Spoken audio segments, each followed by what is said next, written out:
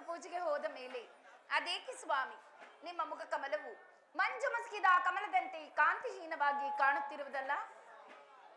ಸತಿ, ದೇವತೆಗಳ ಸಮ್ಮೇಳನದಲ್ಲಿ ನನಗಾಯ್ತು ಸತ್ರೆಯಾಗದ ಅಗ್ರಪೂಜೆ. ಅಲ್ಲದೆ ನನ್ನ ಪಾದೋದಕ ಪ್ರಸಾದದಿಂದ ಧನ್ಯರಾದರ ಸುರಗಂಧರ್ವ ಕೋಟೆಗಳು. ಅಂದ ಪಕ್ಷದಲ್ಲಿ ಆ ಪವಿತ್ರವಾದ ಪುಣ್ಯ ಪುರುಷರ ಮಧ್ಯದಲ್ಲಿ ಅನೇಕ ದುರಂತಗಳು ನಡೆದವು. ಆ ದುರಂತ ದುರ್ಘಟನೆಯನ್ನು ಕೇಳಲು ನನ್ನ ಮನವು ಮುಮ್ಮಾರುತ್ತಿರುವುದು ಮಹಾದೇವ. ಅದನ್ನು ವಿಚಾರಿಸು ನಂದೀಶ್ವರನ ನಂದೀಶ್ವರ, ನೀ ಹೇಳು, ಶರವಣದಲ್ಲಿ ನಡೆದ ಆ ದುರ್ಘಟನೆಯನ್ನು.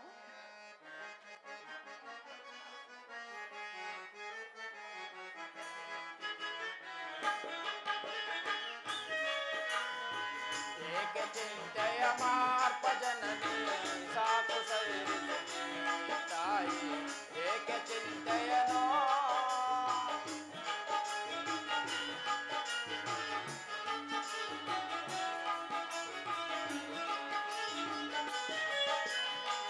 ಏಕೆ ಚಿಂತೆಯ ಮಾರ್ಪ ಜನನಿ ಸಾಕು ಸೈರಿಸು ತಾಯಿ, ಏಕೆ ಚಿಂತೆಯನೋ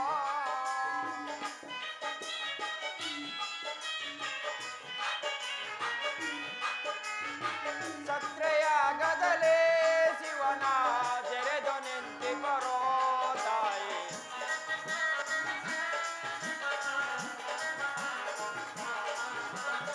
ಸತ್ರೆಯಾಗದಲೇ ಶಿವನ ಜೆರೆದು ನಿಂತಿ ಬರೋ ತಾಯಿ, ಏಕೆ ಚಿಂತೆಯ ಮಾರ್ಪ ಜನನಿ ಸಾಕು ಸೈರಿಸು ತಾಯಿ, ಏಕೆ ಚಿಂತೆಯನೋ.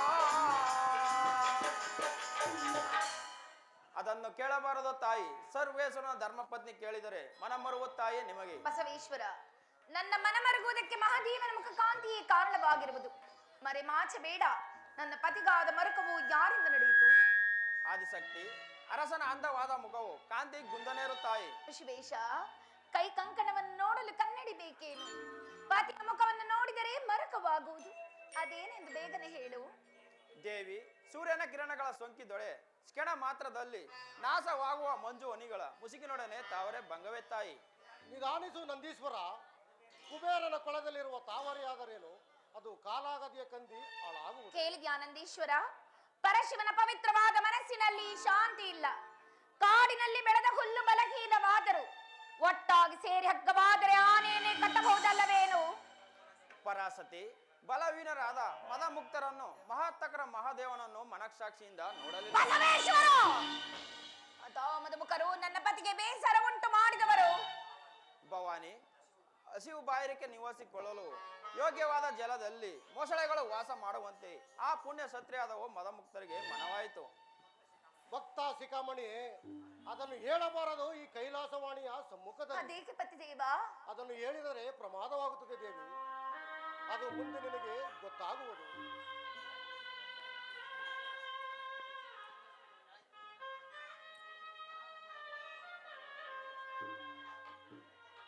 ನಂದೀಶ್ವರ, ಕೇಳಿದೆಯಾ ಯಕ್ಷ ಕಿನ್ನರಿಯರ ಗಾನವನ್ನು? ಅವರಾರೆಂದು ನೋಡಿ ಹೇಳುವೆಯಾ? ದೇವಿ, ಅವರೇ ಆದಿಶಕ್ತಿಯ ಹಿರಿಯ ಸಹೋದರರು.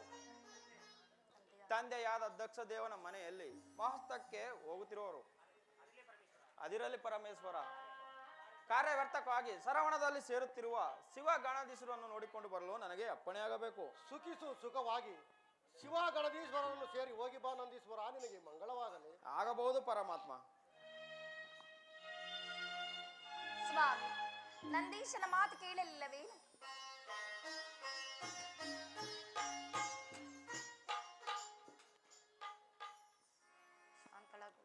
ಶಾಂತಳಾಗು ದೇವಿ. ನಿನ್ನ ಹಿರಿಯ ಸಹೋದರರು ದಕ್ಷಿಣಾಲಯಕ್ಕೆ ಹೋಗುವುದನ್ನು ನಾ ಬಲ್ಲೆನು. ದೇವ, ಅಲ್ಲಿ ನೋಡಿ, ಆ ಗಗನ ಮಾರ್ಗದಲ್ಲಿ ಸುಂದರ ವಿಮಾನದಲ್ಲಿ ಅನೇಕ ಗಂಧರ್ವ ನಾರಿಯರು ಕಿನ್ನರ ಗೀತೆಯನ್ನು ಹಾಡುತ್ತಾ ಹೇಗೆ ಸಾಲು ಸಾಲಾಗಿ ಹೋಗುತ್ತಿರುವರಲ್ಲವೇನು?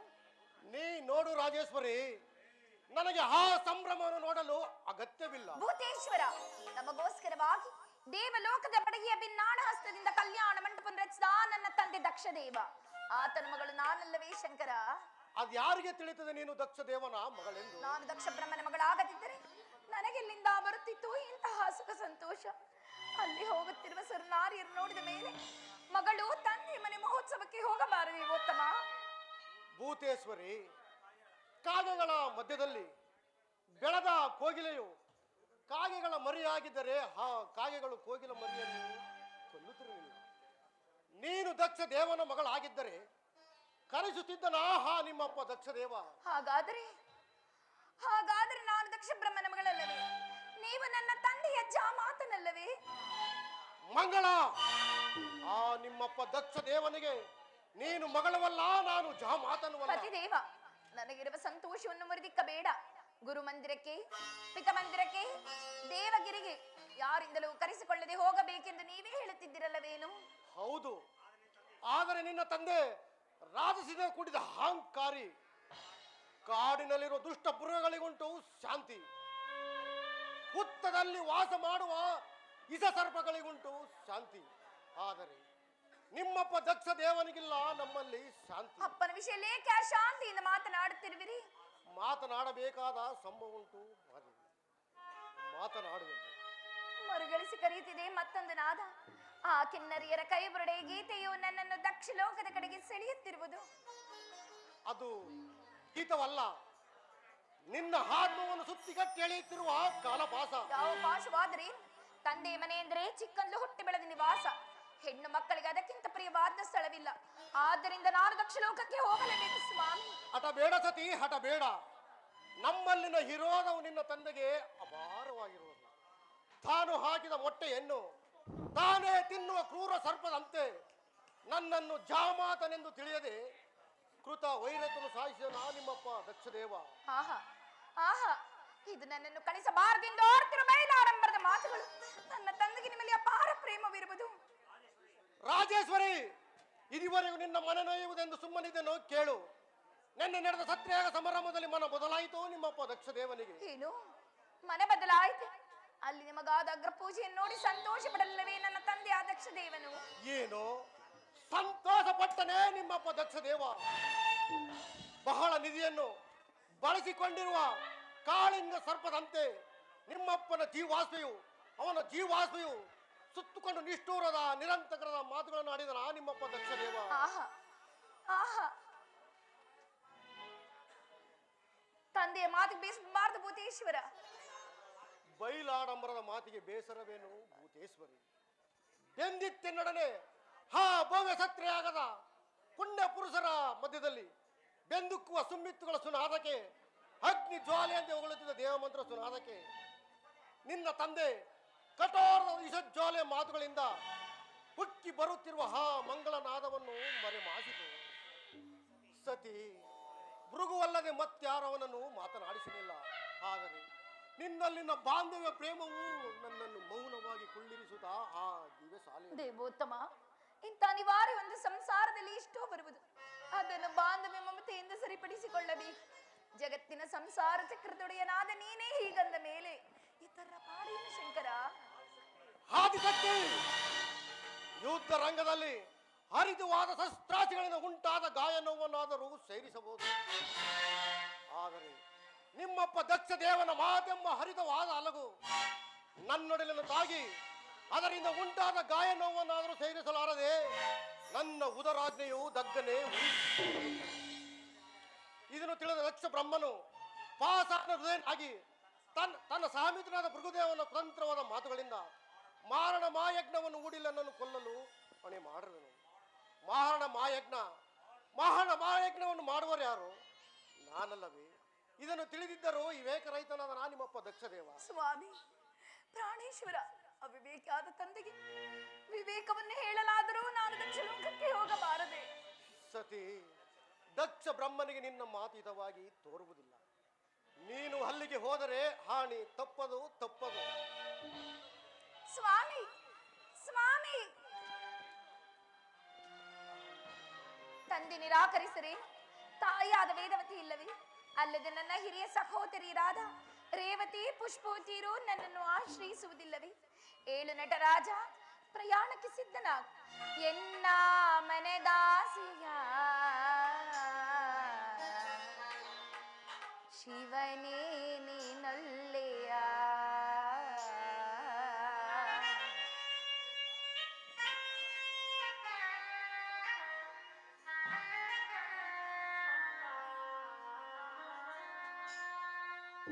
ಎನ್ನ ಮನದಾಸೆಯ ಶಿವನೇ ನೀನೊಲ್ಲೆಯ ಎನ್ನ ಮನದಾಸೆಯ ಶಿವನೇ ನೀನೊಲ್ಲೆಯ ಎನ್ನ ಭಾವ ಎನ್ನ ಜೀವ ನೀನೆ ಓ ದೇವಾ ಎನ್ನ ಮನದಾಸಿಯ ಶಿವನೇ ನೀನೊಲ್ಲೆಯ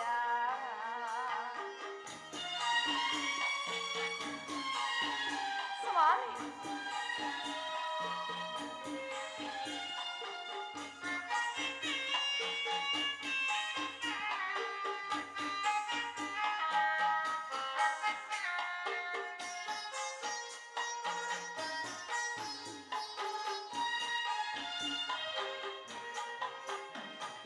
ಸಕಲ ಸುರರೆಲ್ಲ ಸಾಕುತ್ತಿರಯ್ಯ ಗಾನ ಮೇಳದಲ್ಲಿ ಹೃದಯ ಕಲಕುತ್ತಿದೆ ಎನ್ನ ಕರೆಯುತ್ತಿ ಮಂತ್ರಘೋಷದಲ್ಲಿ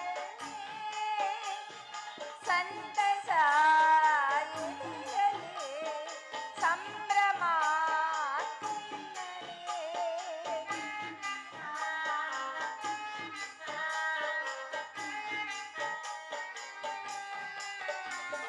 ಸಂತಸ ಎದೆಯಲ್ಲಿ ಸಂಭ್ರಮ ಕಣ್ಣಲ್ಲಿ ನಿನ್ನ ಸತಿ ನಾನು ನನಗೆ ಭಯವೇ ಲೋಕ ಮಾತೆ ನಾನು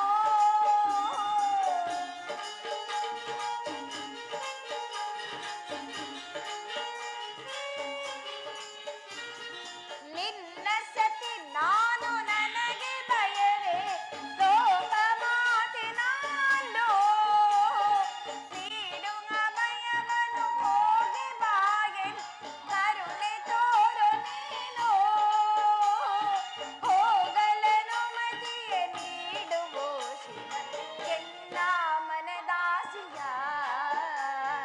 ಶಿವನೇ ನೀನೊಲ್ಲೆಯ ಎನ್ನ ಭಾವ ಎನ್ನ ಜೀವ ನೀನೆ ಓ ದೇವಾ ಎನ್ನ ಮನದಾಸಿಯ ಶಿವನೇ ನೀನೊಲ್ಲೆಯ ಹರನೇ ನೀನೊಲ್ಲೆಯ ಶಿವನೇ ನೀನೊಲ್ಲೆಯ ಹೇ ದಯಾಮಯನಾದ ಶಂಕರ ನಾನು ಮಾಡಿದ ಅಪರಾಧವಾದರೂ ಏನು ನಿನಗಾದ ಅಪಜೀವ ನನಗಲ್ಲದೆ ಮಾತನಾಡು ಸ್ವಾಮಿ ಮಾನ್ಯ ಮನದಾಸಿನ ಮನಸ್ಸಿಲ್ಲದೆ ಮನ್ನಿಸು ನಿನ್ನ ಧರ್ಮಪತಿ ರಾಜೇಶ್ವರಿಗೆ ದಕ್ಷ ಲೋಕಕ್ಕೆ ಹೋಗಲು ಅನುಮತಿಯನ್ನು ಕೊಡು ಇದೋ ನಿನಗೆ ನಮೋ ಎಂದು ನಮಸ್ಕರಿಸುವೆನು ಮಹೇಶನ ರಾಣಿ ನೀನೆಂದೋ ಮಹೇಶನ ರಾಣಿ ನೀನೆಂದೋ ಮಹಾಯಜ್ಞವನ್ನು ಬಯಸದಿರು ರಾಜೇಶ್ವರಿ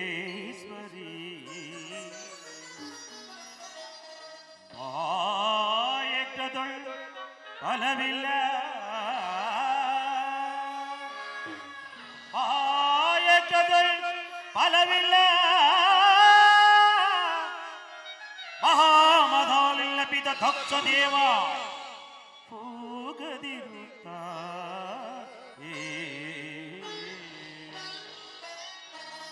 ಹೋಗದಿರು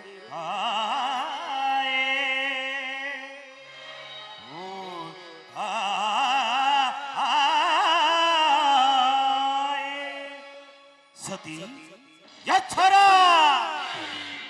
ನನ್ನ ಜೀವನ ಚಕ್ರ ಸ್ತೋತ್ರಧಾರಕನಾರು ಅವನೇ ಅವನೇ ಆಶೀರ್ವಾದ ನೀಡುತ್ತಿರುವ ತಾಂಡವ ಮೂರ್ತಿಯು ನನಗೆ ಹಾನಿ ಬರುವುದೆಂದು ಮಾತನಾಡದೆ ಕುಳಿತಿರುವ ನೀ ಮಹಾದೇವನು ನನ್ನ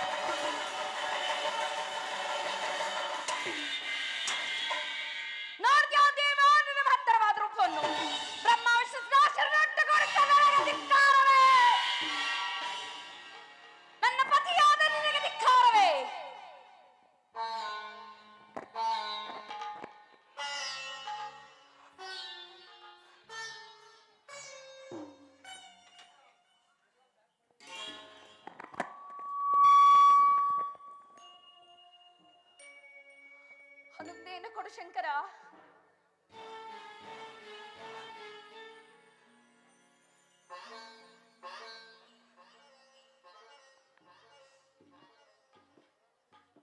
ಕೈಸನೆಯಿಂದ ನನ್ನನ್ನು ಹೋಗೆಂದು ಹೇಳುತ್ತಿರುವೆಯಾ? ಕೈಸನ್ನಿ ಕೈಲಾಸಪತಿ ಇರಲಿ ಇರಲಿ, ಅದೇ ನನಗೆ ಆಶೀರ್ವಾದವೆಂದು ತಿಳಿದುಕೊಂಡು ನಾನೀಗಲೇ ದಕ್ಷ ಲೋಕಕ್ಕೆ ಹೋಗುವೆನು. ಕುಮಾರ ನಂದೀಶ್ವರ, ಆದೇಶಕ್ಕೆ ನಮಸ್ಕರಿಸುವನು. ನಂದೀಶ್ವರ, ಅನಾದಿ ಭಕ್ತ ಭೃಂಗಿಗಳ ಮೊದಲಾದಷ್ಟ ಮಹಾಕೋಟಿ ಗಣಾಧೀಶ್ವರನ ಬರಮಾಡು. ನಾನೀಗಲೇ ದಕ್ಷ ಲೋಕದ ಸಂಭ್ರಮಕ್ಕೆ ಹೋಗಬೇಕಾಗಿರುವುದು. ಆಗಬಹುದು ತಾಯಿ.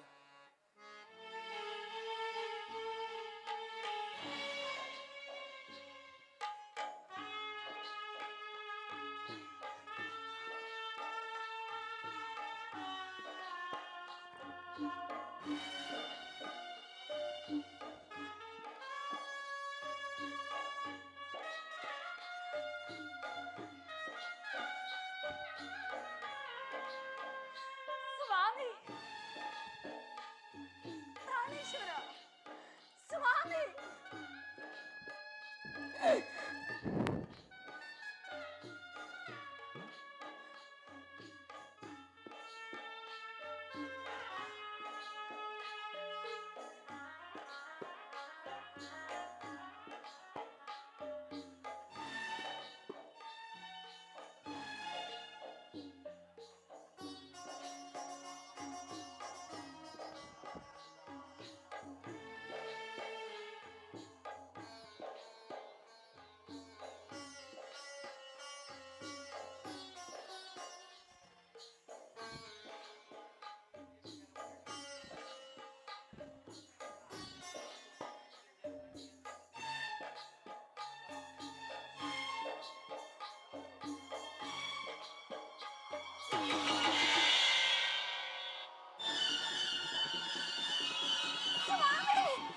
ಸ್ವಾಮಿ